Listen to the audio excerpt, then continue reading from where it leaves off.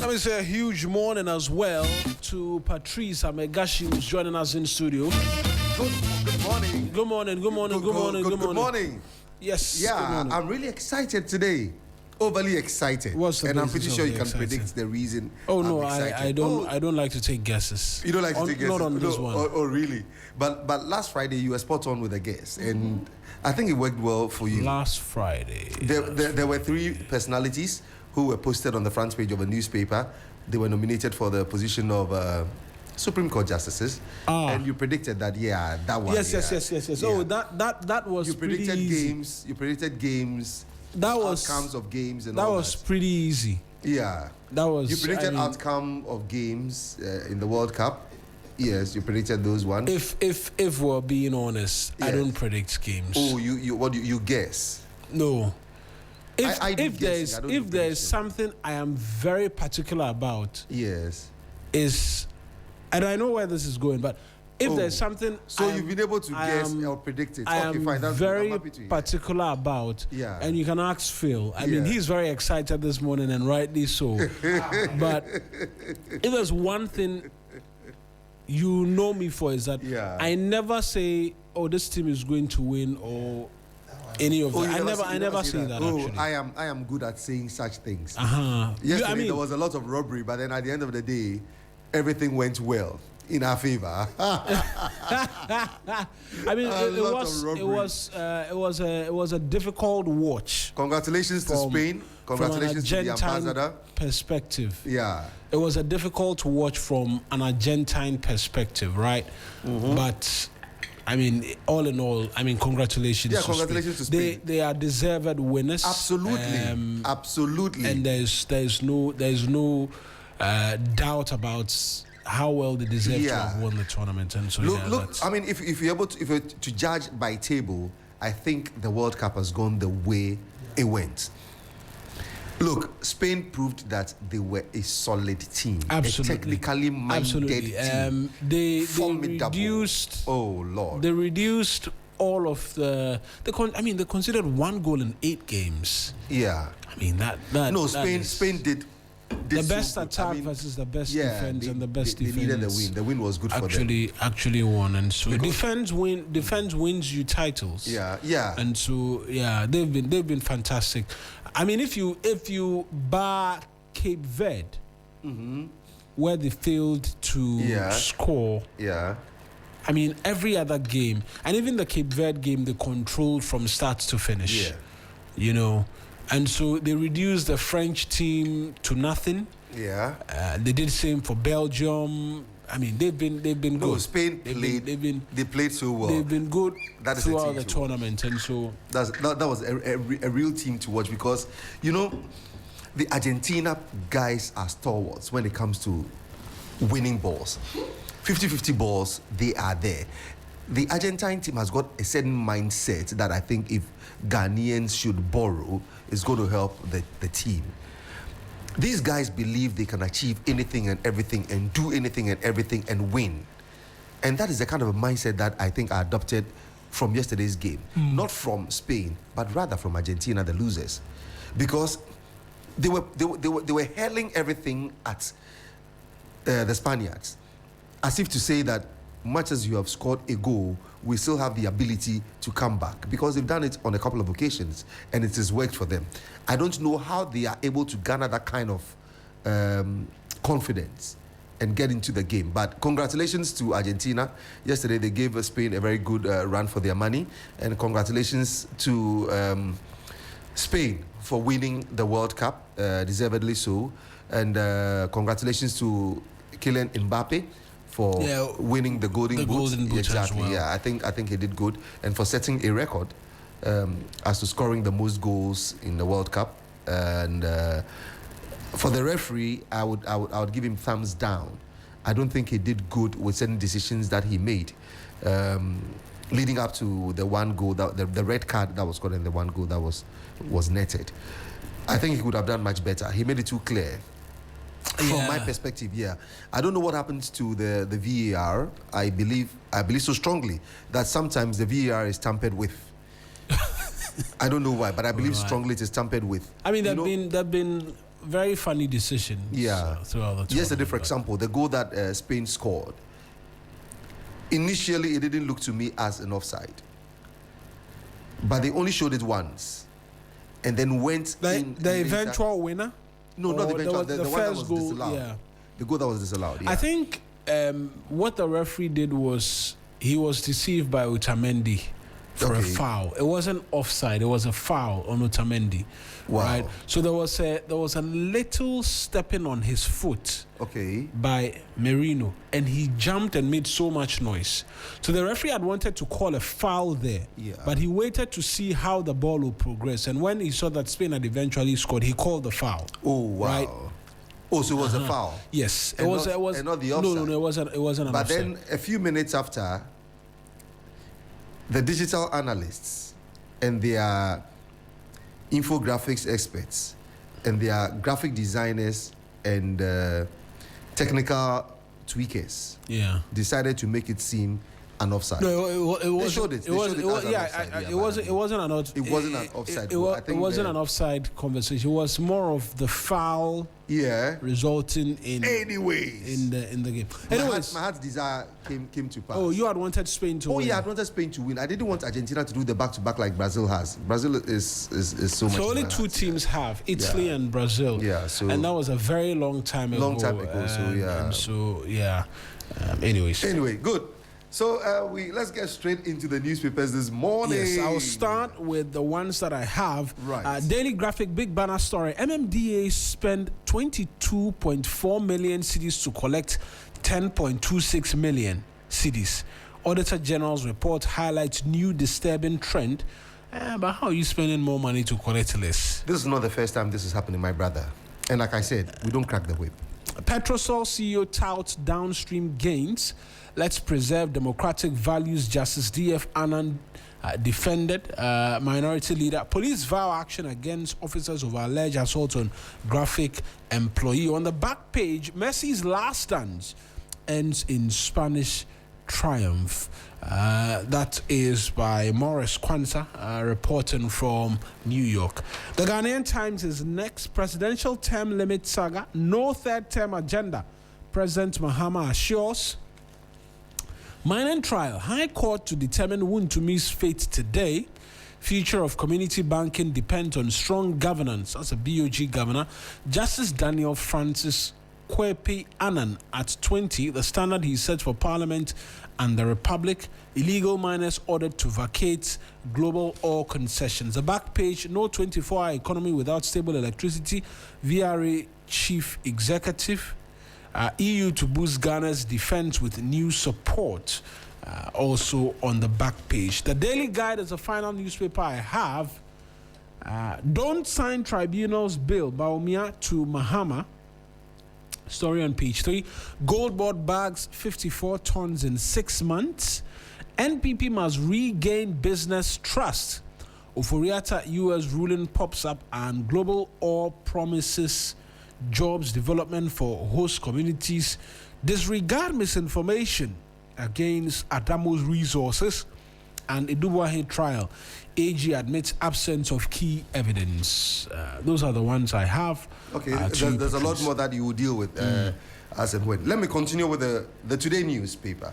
Today newspaper says hoteliers seek lawful pathway in new Ghana card era. Also, 1,500 inmates enrolled. That's got to do with informal education over the past 70 years. And this is the prison chief who's saying that over 1,500 inmates have been enrolled in informal education over the past 70 years.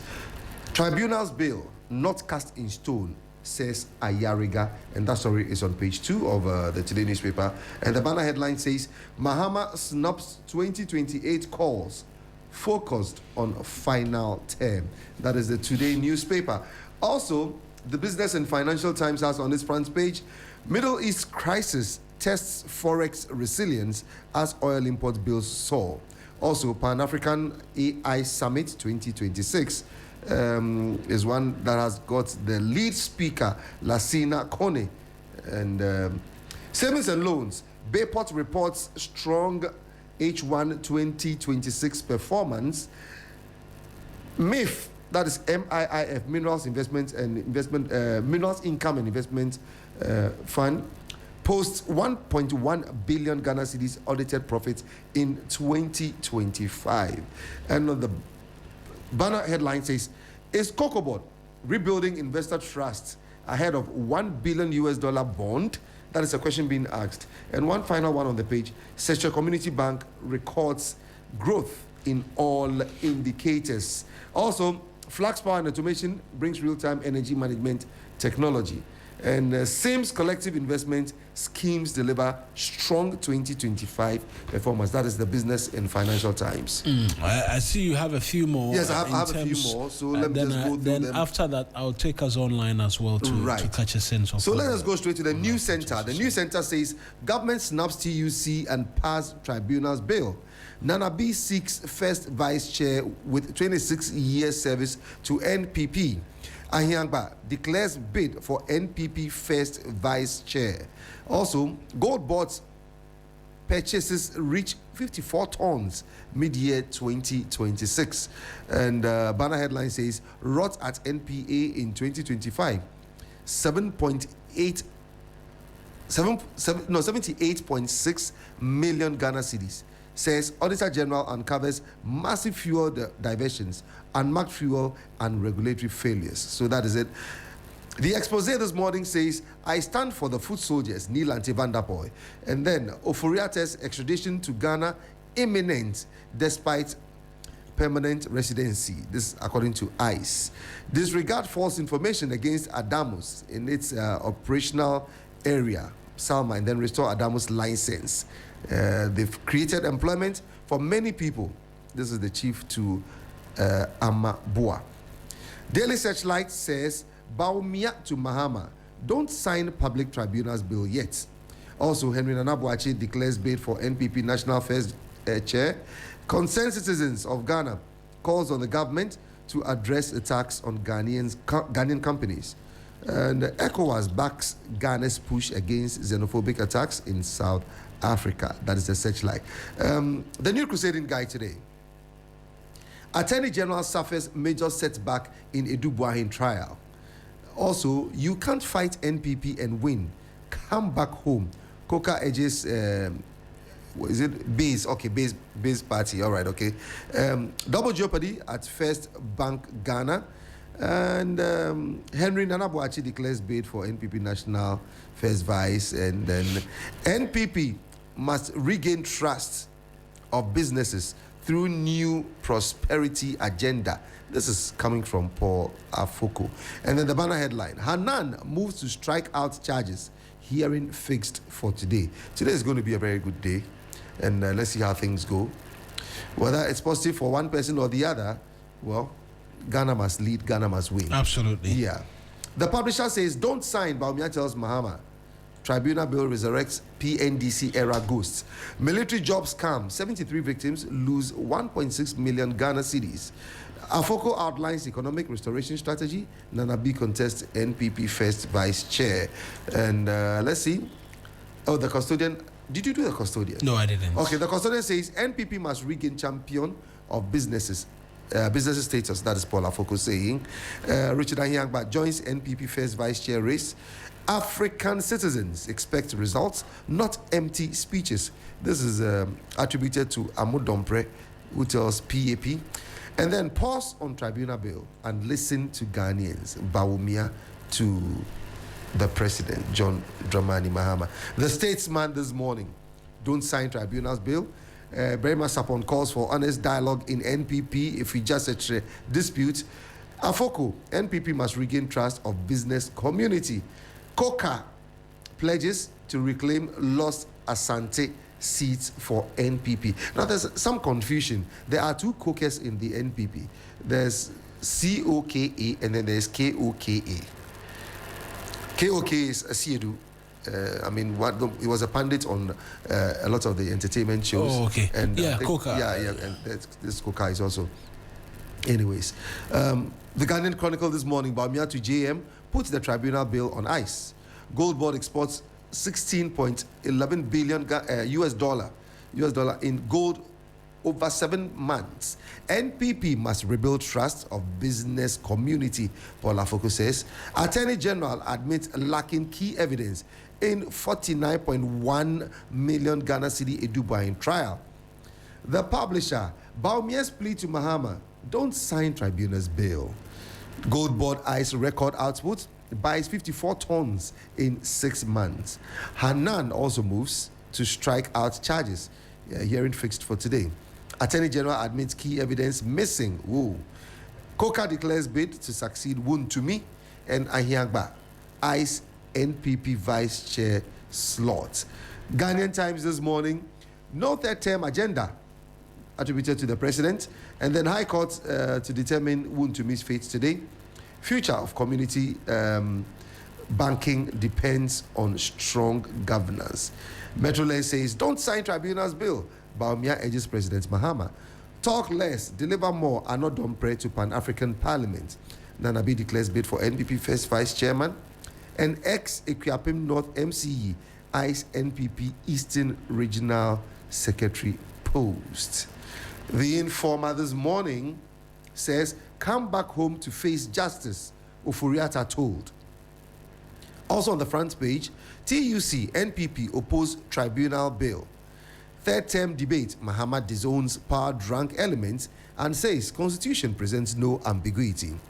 Apenyo Marking questions NDC's commitment to accountability, and BOG vindicates Bawumia's gold strategy. And the Insight, managed by Kwesi Pratt, says Sam Jonas River Park Estate saga. Appeal urges President Mahama to intervene.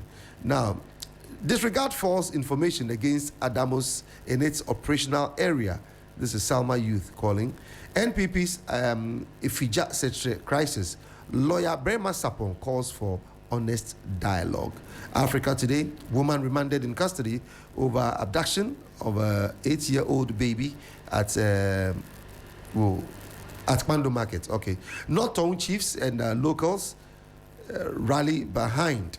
Mahama impressed by Dapiamako's massive development drive in Saudai during his tour of the Volta region. Asiedu Nketia signs book of condolence. And Ghana's cashew industry in crisis? That's a question that is being posed. Central Tongue NPP communicator congratulates delegates party faithfuls.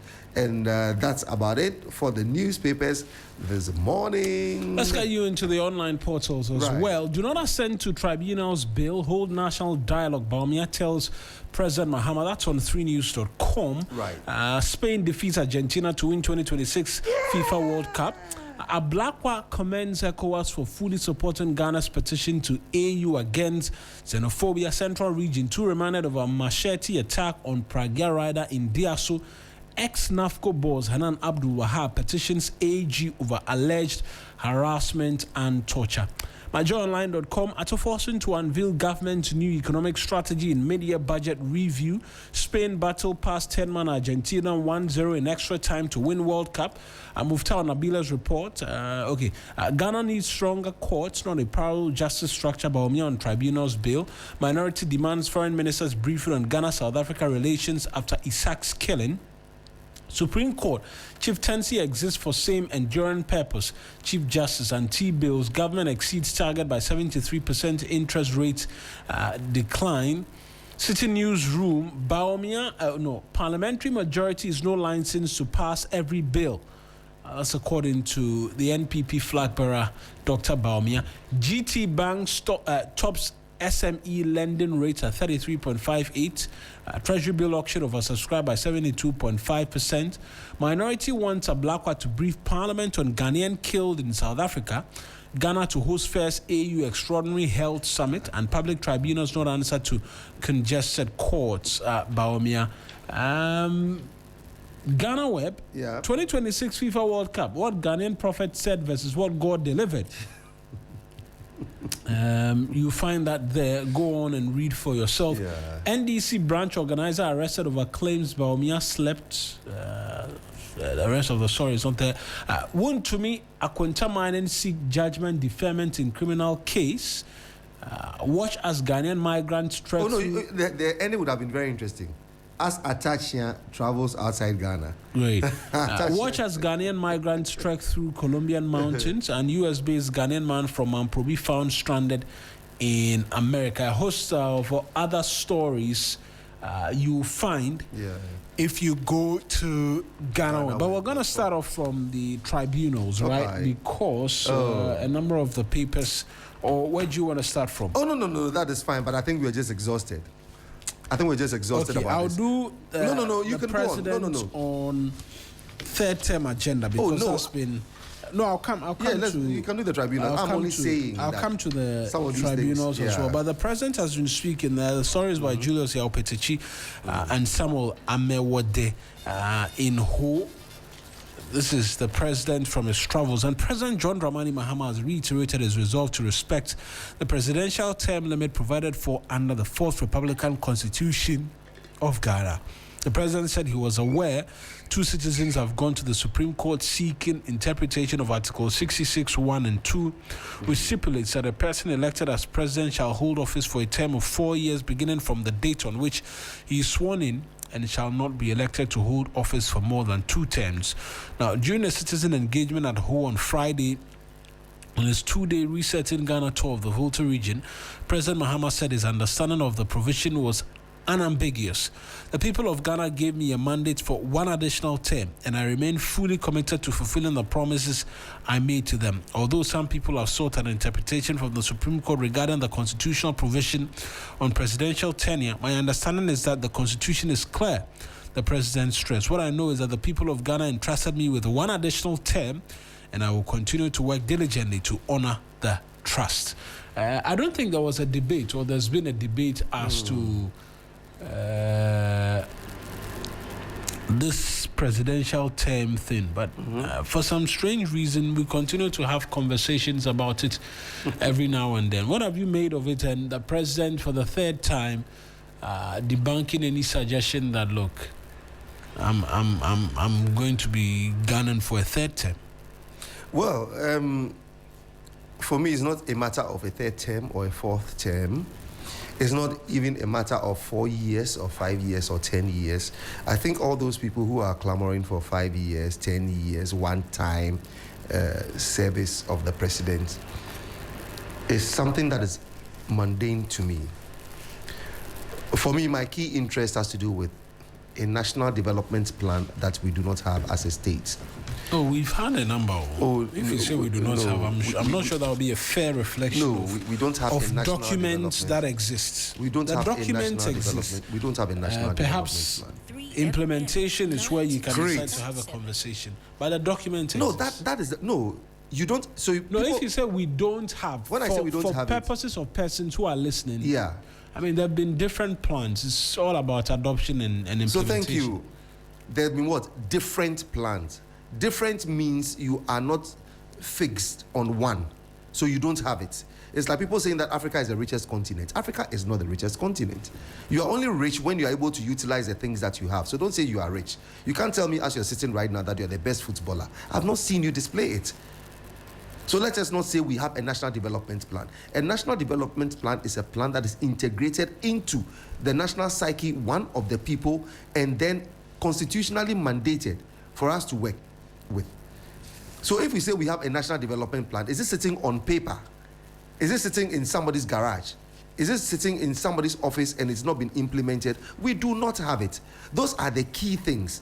Therefore, when somebody is elected as a president and the person is given a 4-year term, extends to 8 years, or people who are clamoring for 5 years, 8 years, 10 years, a straight jacket kind of thing, what it says is that what is the person going to do in office again?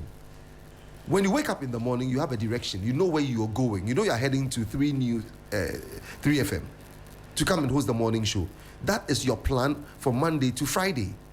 You know you have a plan. From there, you move to the newsroom. If you have any assignments, you attend to it. You have any other things, you do it. But as a state, we don't know where we are headed. All we do is that right at the back of political parties calling it manifesto. And crazily enough, a lot of media houses run these politicians along the lines of manifesto. A manifesto promise is somebody's wishful thinking of what they believe the people should hear.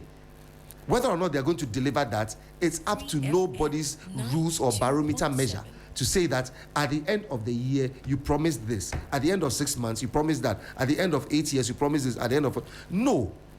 I think Ghanaians should wise up and move away from manifestos, because that is somebody's personal promises. And the Constitution does not hold anybody responsible if they reneged on any delivery of the promises they so make within the manifesto.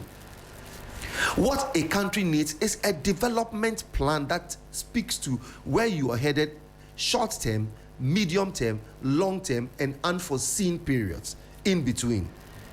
Why don't we have such a document that has been accepted by the state and then regularized such that every political party would direct their so-called manifesto, which is their plan of rulership and leadership, through that development plan? Do you know the number of roads that we need to construct in this country? Do we know it? Do we have any plan to say that by so and so year this has to be completed and this is the road map that we need to use? For me, that would make much more sense than just clamoring for a person to go another term or not to go another term. That is quite immaterial. That is up for the Supreme Court to interpret the articles so based in the Constitution. Article 66(2) is what they are referring to. Supreme Court would have to say something about that. But for me, that is not the matter I'm concerned about. I'm concerned about if President Mahama is given a third term, what are the expectations of the people? What is he supposed to work on? What is he supposed to work at to ensure that the people of this country enjoy? I tell you this every time. I find it difficult going home because the road network to my house is terrible. We have been crying for this since 1912, and it's not been done. People who live at Tema Community 25, who live at Gulf City, who live at Michelle Camp, who live at 26, and even Tema Proper, the road network is just evil. And you expect people to travel on these routes and then get to work and deliver.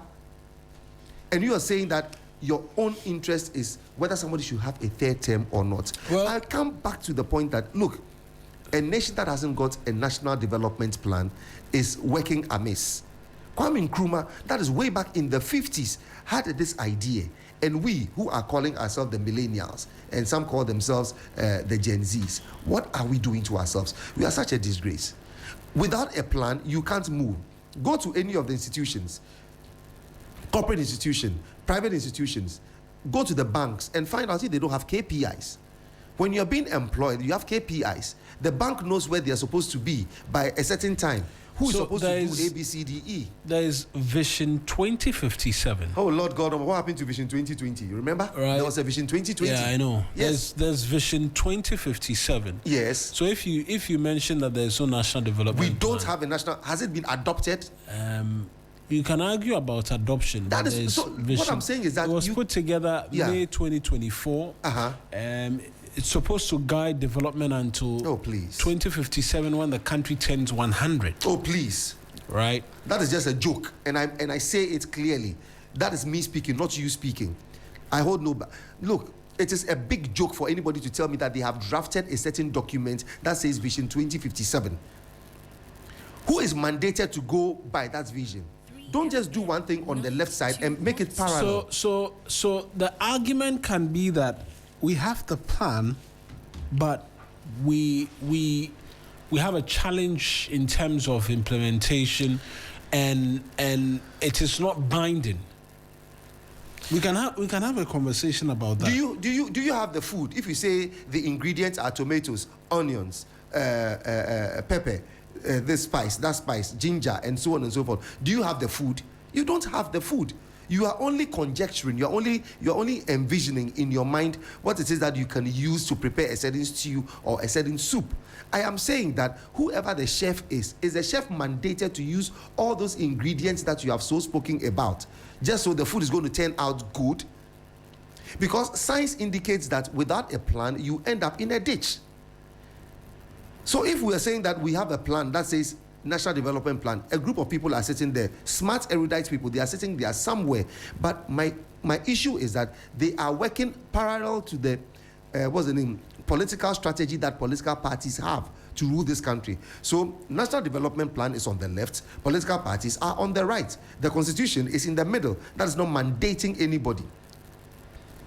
But if you go to what's this aspect? Check chapter 6 of the Constitution and you see what I'm talking about. There are directive principles of state policy in there.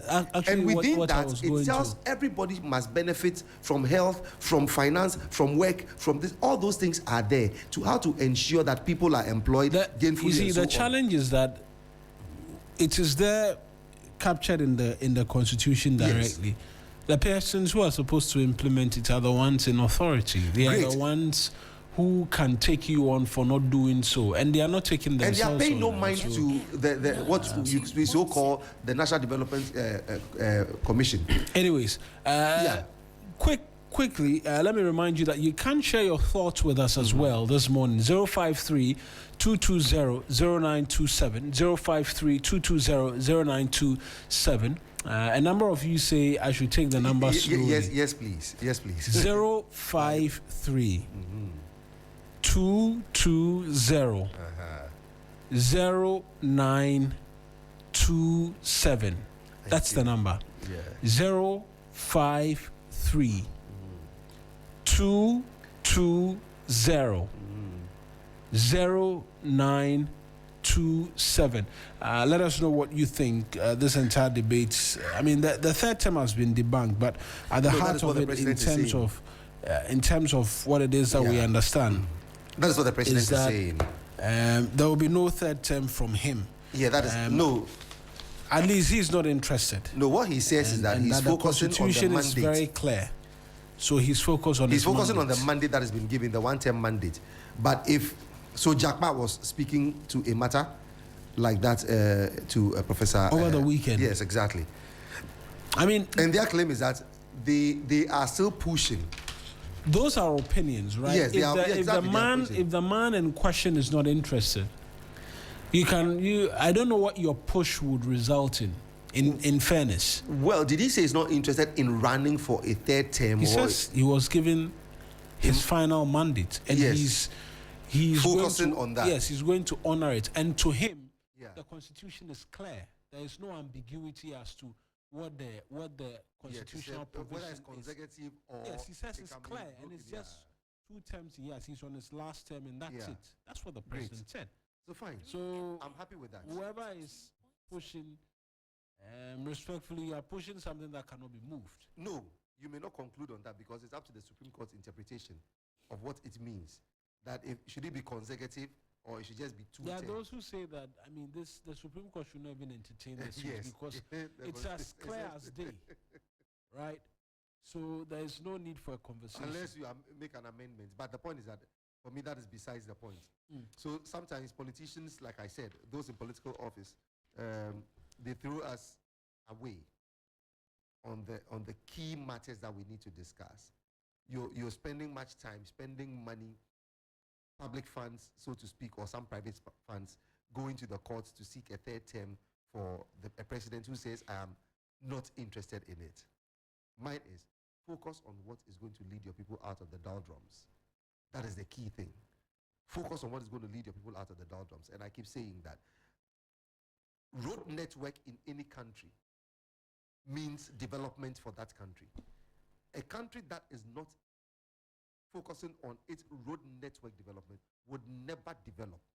Let's forget macroeconomic stability, microeconomic stability, performance. Those ones are important. And banks, they are not. Important. My brother, they are not. How many times haven't we heard banks posting profits? No, how many times haven't we heard? I'm not speaking to. No. I'm coming to that. I'm coming to that. Oh, but all those things, they by extension, they support the macroeconomic stability of the country. And I'm saying that how many times haven't we heard companies posting profits? How many times haven't we heard Bank of Ghana increasing or decreasing rates? How many times haven't we heard this production going on and so forth? My point is, let us not be fooled or bamboozled into thinking that all these things, when they are being presented in the news items, are things we have to go home with. I am looking at the fact that we are exposed, we travel, we've been outside, we have lived there, we have worked there. You get it? We pay visits to those places. Yet we come back. All those who went to the World Cup in the US, have they told you their stories about infrastructural development? Those who go to Doha, have they told you their experience? Those who go to Dubai, have they told you their experience? They have not. I walked into a car park in Dubai and I thought it was neater than my bedroom. Because the people are clean and neat. Have you been to Indonesia? My point is that, look, without the development of road infrastructure or road network in any country, you are not developed. Road network plays a very key role. And let me explain what it means. If your country is opened up because you have quality road network and durable road network and proper spatial planning, what it means is that companies can afford to now open in different regions and different communities, so that they are not all stationed at the regional capitals or somewhere even beyond the regional capital, where nobody can go and they can't employ other people.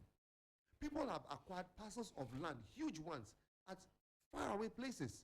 They would want to develop it because perhaps they have a development partners coming from outside. They can't develop it because the road network to that place is so terrible. Can you imagine if the roads were fixed? Anybody can develop anywhere, and it is not even your responsibility as a government or a ruling government to go and develop these places for the people. The people will build their own schools, build their own clinics, build their own hospitals, build their own other businesses. And it opens up the country and makes the country look clean. More investment will be coming in because people can now expand and build appropriately. Now, if a company says that, oops, we're to drive and go to maybe Afienya and go and check on our company there to find out how they are doing, somebody will say you can stay in traffic for 8 hours, 4 in, 4 out. What would you have achieved? So better, let us station it at this point, put it at maybe Tema Community 25, so that we can just quickly go in there and rush back. What happens to all those who are from 26 beyond, those from Pram Pram beyond? What do they benefit? So forgive me. So my point is very simple. If it is that we are running a country and we don't develop the road infrastructure, we are just joking. We are just joking. It slows everything. Traffic on the way. Now, output of work. You expect people to get to work at a certain time, right? If they don't show up, what do? You punish them. Now, they show up in the morning. How do they commute? On what roads, in what cars? The transport system is poor. It is porous. You get it? So these are the key things that we need to focus on. I'm not directing everybody's mind as to what they have to say. Don't be in line with me, but I'm saying these are the more cogent things that we need to focus on rather than talking about third term and so on and so forth. Focus on development. The contractors that you've given monies to, who haven't moved to site, what are you doing to them? Those you have given contracts to, who are now owning private jets, you've given contracts to them, they have not delivered, they have done shoddy work, and we don't bring them to book. I say you're talking about third term. Right. Fixed roads. When you fix roads in any country, development would progress. The same when they're going to acquire land somewhere, they tell you, oh, the road is under construction. The moment the road is fixed, the property rates would shoot up. Don't you hear that anytime? So that means road network gives value to development. We can talk about roads coming and property rate shooting up, but I'm going to take you to the courts because there are a number of developments from there. One to me being one of them. He is set to have his fate determined today. That is if the court does not defer the ruling. But there's a quick message that's coming through from Kwame Dako in Koforidia, says that he totally agrees with you. Ghana has no development plan per what is going on. And so that's Kwame Dako as well, sending a message from there. You can do same as well and send us a message 053 220-0927. 053-220-0927. Those are the WhatsApp numbers through which you can send a message as well to us here. Sorry to ambush you on the show. But you're talking about there are so many matters happening in the courts. Last week we were here on this platform and you made reference to courts that were dilapidated, right? Yeah. Great.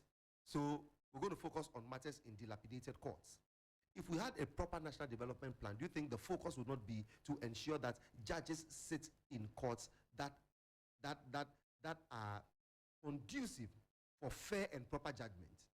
If you are sitting in your chambers and you realize that it was leaking and you have to pack books somewhere, or you pack a lot of sheets somewhere, or record somewhere, how are you going to get a presence of mind to pass judgment? So for me, the national development conversation ought to be made national. That is where we have to focus our minds on, not the passing of a tribunal's bill that can be contested. But you are in support of it. Yes, I'm saying that the focus. Somebody has proposed that let us have a tribunals, what's the name? Tribunals to deal with matters of concern, like so for galamsey, for tax evasion, for corruption, and so on. Just like the fast track high court, they want something like that. Leave it at that. It doesn't mean that any judgment that is passed in the tribunal cannot go to the court of appeal. So long as there is a way out, let us leave it hanging. Let us rather focus on a national conversation that is going to affect everybody, so that places that have been earmarked for farms are not encroached on and built cement and block and bricks and stone and mortar. Let us not do that. Water bodies that are supposed to serve the ecosystem of this country, we go and fill it with sand and debris and sometimes wastes, just to ensure that somebody puts up a structure. And not that we are wise about the structures that we put up. We are doing flat houses, 2-bedroom semi-detached, 3-bedroom semi-detached. What kind of crap is that?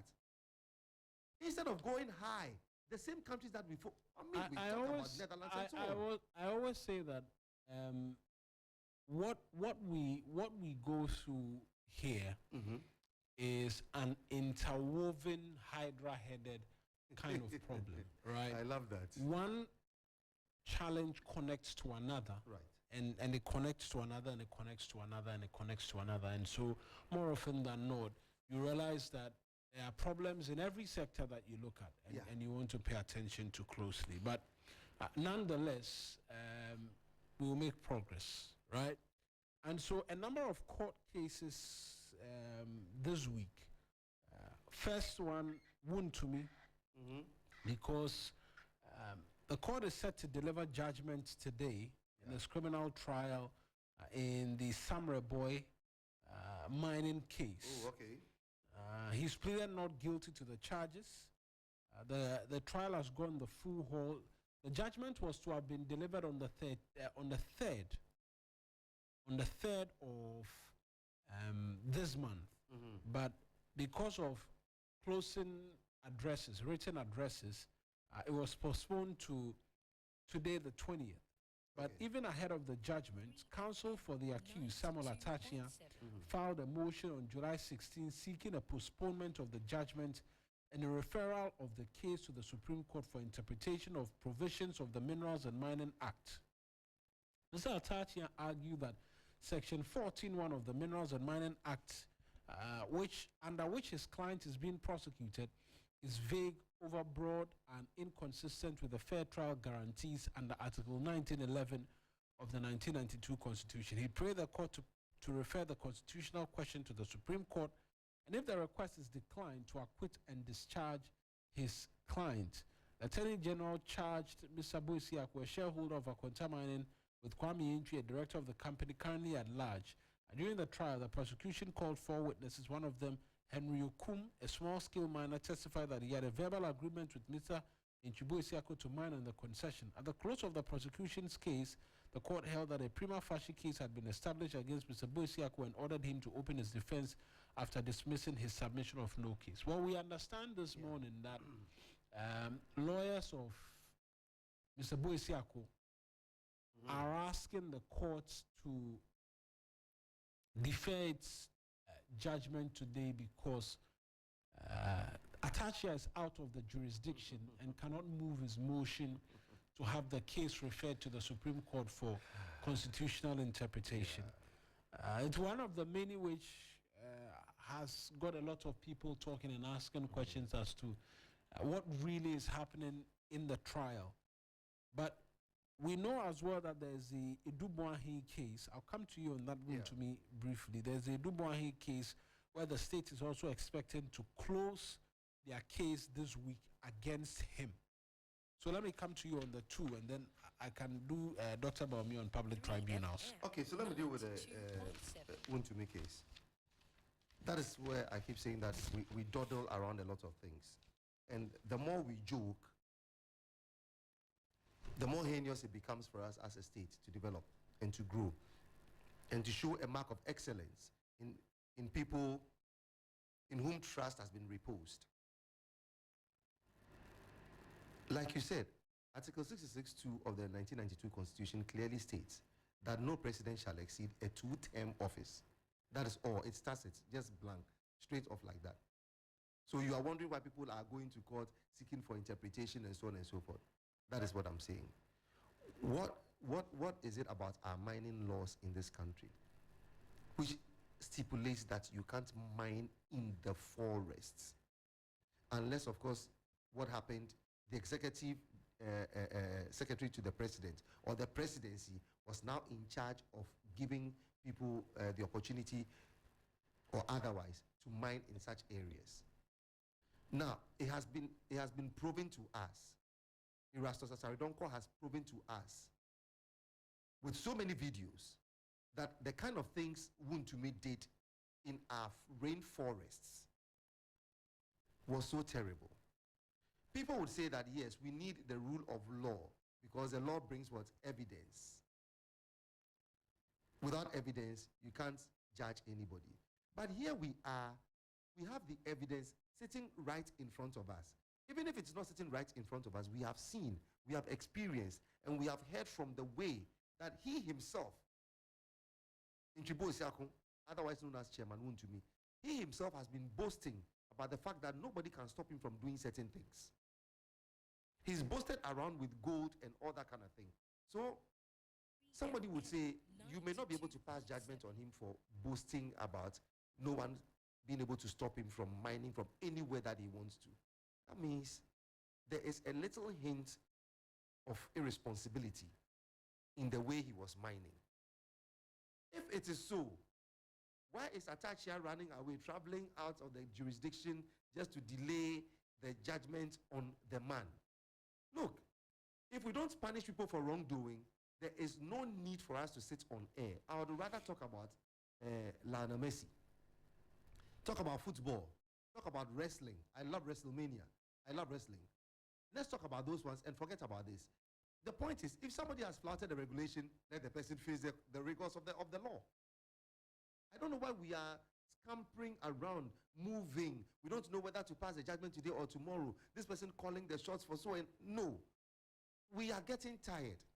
Until we start punishing people for wrongs that they have done. When we put people in public office, they will not be erudite in the way that they do. They will not be disciplined in things that they do. We need discipline. We need decorum. We need people to work and ensure that they leave a legacy that will be an example for generations that are coming after them. For me, I can't pass judgment on Wontumi because I am not the law court. I am not the judge. I have not read it case by case. But on the face of what we have all seen, the videos that have been captured based on where his Akunta mining and other mining concessions that he has, based on what he has even said personally by boasting and talking about so many things, the man is, for me, I'm not saying, the man is so guilty. No, I'm not. No, listen to my preamble. I'm not. No, I mean, you're wanting to proceed on a fair comment tangent. Yes. That is my preamble is that I'm not the court, I'm not the judge, and I'm not basing it on the facts that are before. But saying somebody's guilty. Who offers a bribe and is able to prove it when you arrest them? I mean, there are certain things that nobody can prove. You tell the person to prove that ABC and it happened. My point is that based on what he has said himself, Wontumi, boasting about the fact that nobody can stop him from doing what he's doing.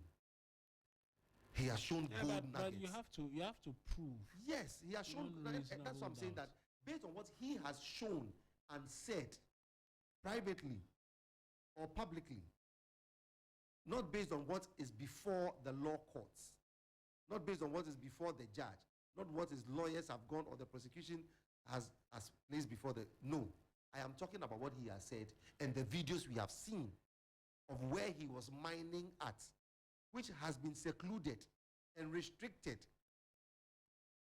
from him mining, and he is doing it. So he has just flouted a regulation. Why don't we punish him for that? Because he is wearing the cloak of a political party. That is where the fear is.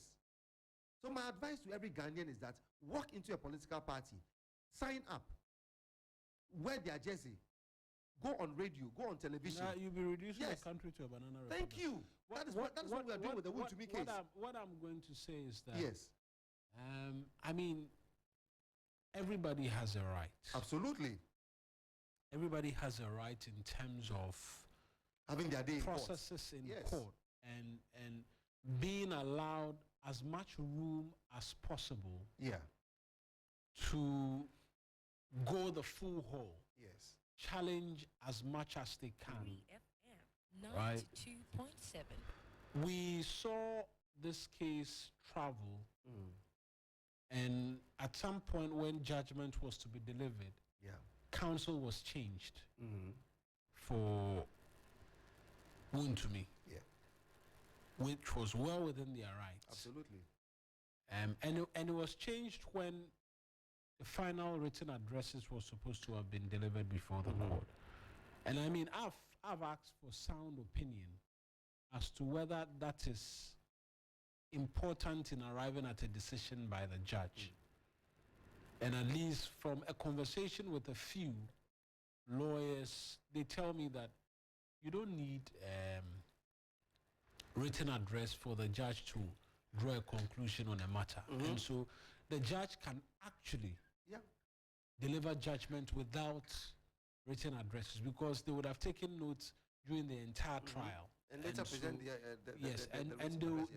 they will provide their sound reasoning as to why they've decided on a particular tangent. And so a written address is not, all in all, the most important to arrive at a decision. What is with these delays? But the judge has been fair in granting these requests for extensions and all of that. What this does, right, the continuous delays, is it feeds into, I won't call it a perception now, it feeds into what is reality, that the high and mighty in society can have their way. Whereas the poor cannot. I mean, when I say half their way, I don't sit here to suggest that Wontumi is guilty. No. Okay. Or they are going to be paying their way through whatever. No.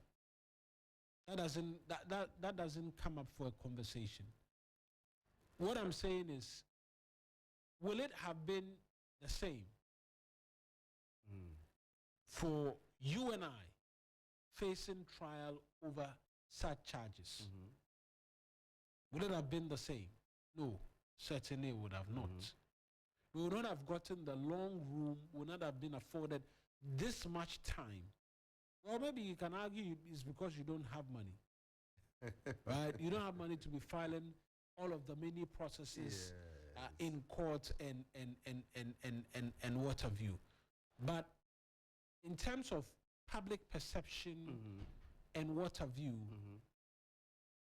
and again, I keep saying that the judge could come up and will return a not guilty verdict. How about that? So for me, that would be even be. How about that? The judge can actually return with a not guilty verdict. I'll be extremely happy if a non-guilty verdict was. If they were to return today, I'll take a trip. All I'm saying is, in the eyes of the public, this appears to be unnecessary and overly winding. All attempts to delay the process. Right. That's what it looks like. But again, that decision today rests solely with the judge. Absolutely. Whether or not they grant the request, because the lawyers of Wontumi now are not in the country. So does a judge proceed to say, I'm delivering judgment. Or does the judge accede to the request again and postpone yet another? Have they made their closing remarks? Yeah, if they have all closed their cases, if they have closed their cases. As for the cases, the cases have been closed. Great. There's no debate about that. What would be the essence of the presence? I'm yet to be educated on that. What would be the essence of the presence of the attorney who is standing in for Wontumi, or representing Wontumi for that matter, for the judge to be present? What is the essence? If the judge is going to read, because when he reads the judgment, there's a likelihood someone could allege bias. What do you mean by bias? You have closed your case. The case is your all your submissions and everything is done. Now it is up to the judge to pass judgment on the matter. So he comes to read it out. Wherever you are, you can get copies of it immediately. He can get copies of it immediately. When he comes back, he can just come and do his appeal if he so wishes. If you say his appeal, it means you are suggesting. No, that's what I'm saying. You see, well, anyways, somebody will say that sometimes there are certain things you don't have to be just so. Yeah. So my point is, wrong is wrong. It leaves. Wrong is wrong, because what it does is that it's going to invigorate people in case the case doesn't go the way a lot of Ghanaians are expecting it to go, based on the boastful attitude of the gentleman in question, and based on the distraction that we have seen. A lot of us are joking. You think that you're sitting in Accra and you're cool, and whatever the distraction they are causing in the rainforest is not going to affect you. The river bodies and so on. You think you're sitting in Accra, so it's not going to affect you. That is a big joke. A lot of the rivers in Ghana are connected. They are interconnected. And number one, the kind of chemicals they use are not dissolvable, and you can't take them out of the water. If you want to do so, it's going to be highly, highly, highly expensive. We haven't done that. Right. Some seep through our vegetables and fruits that we eat. And you think that what? Have you been to Samre Boy? Travel there and see whether the boys drink water from the town. They import water. They import water. So people working in the Côte d'Ivoire, people even carry water from Accra to that place to sell, because they think it's purified. They don't drink the water. So all those who are consuming alcoholic beverages and so on, thinking that, oh, that water is safe and all that, you are a big liar and a big joke. As for the water in these the vegetables regions, you eat, the fruits you eat, it's questionable. And there's been reports and researches which have discovered all of these. Absolutely. So why are we thinking that anybody who is trying to harm you should be left off the hook because the person wears a certain cloak? Quick message to douse the flame a bit. In fact, it says systems are not working in Ghana. Look at this Wontumi case. Should the tribunal be in place? Will this happen? Cases stay in court for over 10 years, and finally the culprits are freed on some excuses from the country. From some excuses, then the country becomes the loser. Kwame Dako and Koforidua is saying this. This one doesn't give a name. It says, I'm happy someone is speaking my mind this morning. The problem is Ghanaians are not ready for long-term planning. We want quick solutions for every problem. Will Ghanaians be patient for the Vision 2057 when politicians decide to go that line? Well, I think they will. I always argue that when you see progress, work is being done, you can be patient to see it done. And I've been through that, right, where a road was being constructed, and it came with inconvenience. But because I knew in the end result was going to be pleasant, I stomached the inconvenience until it was ready. The road was ready for use. So if and that's the big if the Agenda 2057 were on, because for now it doesn't look like it's on, by all means Ghanaians will be patient. You just carry everybody along, and that will make a bit more in terms of sense, right? But on the public tribunals, which Kwame Dako, who's sending us a message from Koforidua, speaks to, the NPP Flagbearer says that the president should not assent to the bill and that there should be a national dialogue before we decide to make progress in that regard. And I heard you last week as well on this particular tangent, yes. But I mean, it looks like more and more opinions are coming forth. More and more opinions suggest that this might not be a great idea at this time. Pause, reflect, have a conversation before we proceed. Okay. Thank you so much. And I'd like to say good morning to Dr. Mahamudu Bawumia, and I pray he's listening to me this morning. So, what are the tribunals that are going to be set up? What are they supposed to be taking care of? What are they supposed to be curing? What results are they supposed to be grinding, as you guys say in football parlance? It is to ensure that people don't evade tax. People are not corrupt. People don't mine in waters and forests that they are not mandated to. They are not given the license to mine in those areas. So, is Dr. Mahamudu Bawumia, I've not heard the TUC, but it has been said that the TUC said, are they telling us that they can just walk to the office of GT Bank and go and take a staff from there and put the person at the tribunals and say you are mining in waters that you were not supposed to, or you have evaded tax, or you are a corrupt official? It doesn't make sense. What are we running away from? That is a simple question I am asking. I am not passing judgment on anybody, but my point is that if at the end of the tunnel we know that there is a fast-track court, or so to speak, a tribunal that is supposed to deal with excesses of people who have been given positions of authority, and they are supposed to be diligent in those things and to have integrity and deliver such integrity, and they don't deliver it, why should I be here crying that such an office ought not be set up? Is Dr. Mahamudu Bawumia saying that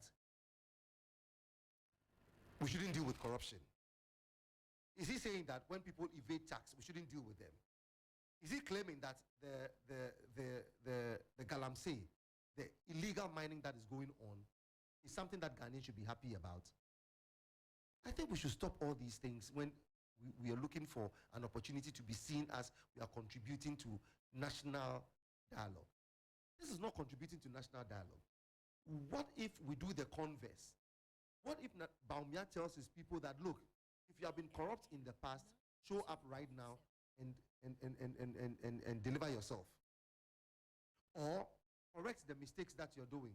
Or an advice to those in office today that when you're given political office, it doesn't mean that you have the power to do anything and everything, because one day you're going to face the tribunal. It's not got to do with administrative ineptitudes, where you would say that it was a mistake that I committed. At the time of signing the document, I didn't see this I, or I didn't see this zero, so you'll be pardoned. But these are deliberate acts of corruption, where contracts are given to people. They deliver half-heartedly, and they make away with a lot or the rest of the monies. The reason you and I are crying that we don't have any waste, what's the name, plants. We are crying that the roads are poor. We are crying that people are moving in bread vans to offices. We are crying that there's so much dust. We are crying that there's so much mud when it rains. We are crying that we don't have places to lay our heads because it is quite expensive for you to live. People are crying that they don't have jobs. And we are saying that there has been reports indicating that when it comes to corruption, the amount of money we spend on corruption is far more than the budget that we spend in the country. So if people are being corrupt and we are saying that we are establishing an office to deal with these acts of corruption, you are saying that let us slow down on it. What about the other courts? It's not only the courts. Then stop Shraj, stop Iyoku, stop the office of the special prosecutor, because they are all doing the same thing. This one is just putting a cap on it to say that, look, a lot of cases are going to the courts, and the courts are befuddled with all these things. Let us carry them out, take the load off some of the judges, and put them in tribunals. What is wrong with that if you are not corrupt? What is wrong with that if you have not evaded tax? What is wrong with that if you are not mining illegally? For me, that is what beats my mind. Why would somebody be thinking that is going to be political persecution? Why would somebody think so? That is going to be used for political persecution. Why? Do you think that the position that you were giving to work as a public official, you did one or two things that you were not supposed to do, and you're very much aware of it, that is going to come out? If you haven't done anything wrong, there can people will say, oh, song, leave it, let it hang. Let it hang. It's not going to be for political witch hunting. No. If it is, you can go to the law courts to defend the reason that particular tribunal's office is not supposed to exist. What I'm interested in is what the opinion of the Chief Justice is in relation to the tribunal, because you play a very central role as and when it is assented to by the president. He will make the appointments, not as chair, but I mean he will sit on the bench of the tribunal in terms of the chairmanship and all of that. Great. Whether this aids in terms of the work that is being done in justice delivery is another question. My brother, you read the qualifications of those who are supposed to be sitting in these tribunals. If you would recall, persons who are supposed to be qualified to sit on the high court. Thank you. Amongst others. Thank you. So that's a high court judge. And then persons who are qualified, they have the expertise, who have the skill in whatever discussion or whatever matter goes before them. Wouldn't you be extra happy to have a high court judge and a professional who understands what you do in terms of accounting, if it comes to maybe tax evasion, and you're able to prove to that accountant that we had to deal with A, B, C, D. That is the reason we arrived at 1.2 million. And the accountant will understand and explain to the judge that, oh, it is not an anomaly, but it is because so and so in accounting, some of these things happen. Wouldn't you be happy? Wouldn't you be excited? If it's got to do with construction, and we're talking about constructing 6 inches of road, and somebody goes to do 7 inches, or does 2 inches, and it is explained that, oh, because of the thickness or the quality of the land there, we needed not to do 6 inches. So it was just right for us to do 2 inches or 4 inches. That is a technical mind speaking for the judge to have his fairness of mind to pass judgment on what this expert has said.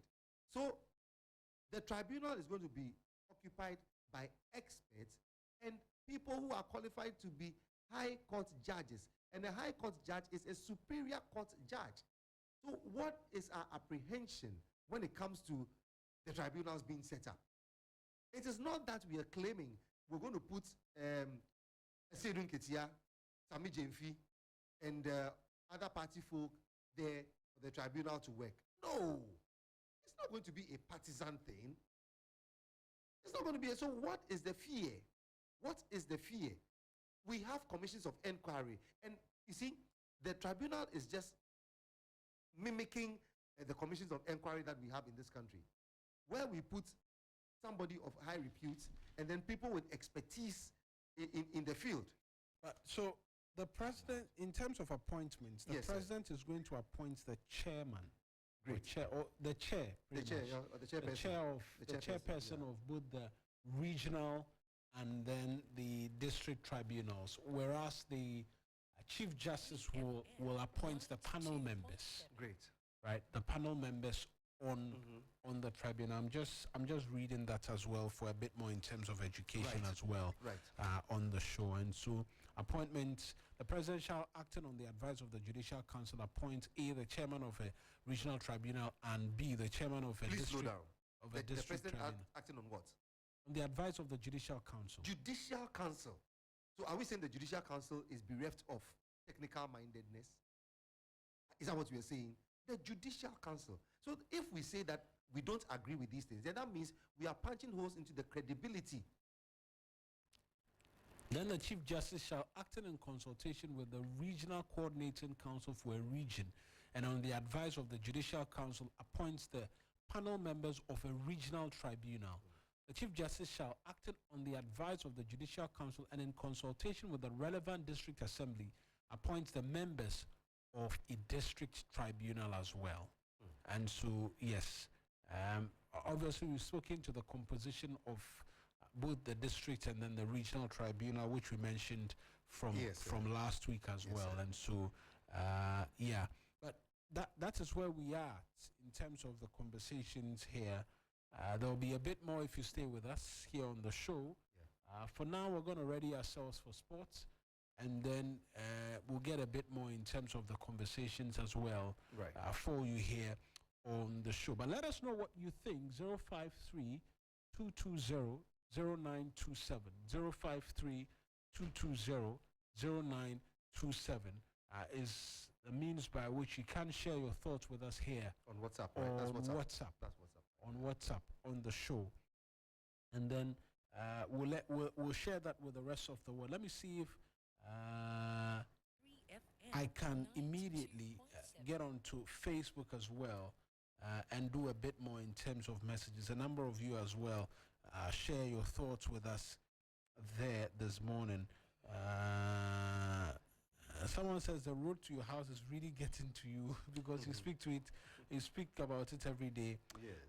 Paulina says that the Tribunal Bill is essential for us to be able to jail the thieves. We need accountability. People must pay for their sins. Derek Ayeti says, good morning to you as well, Derek.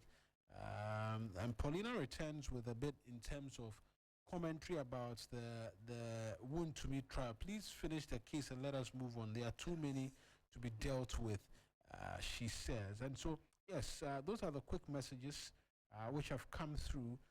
We'll go for this quick one, and then after which we get into sports for you here on the 3FM Sunrise.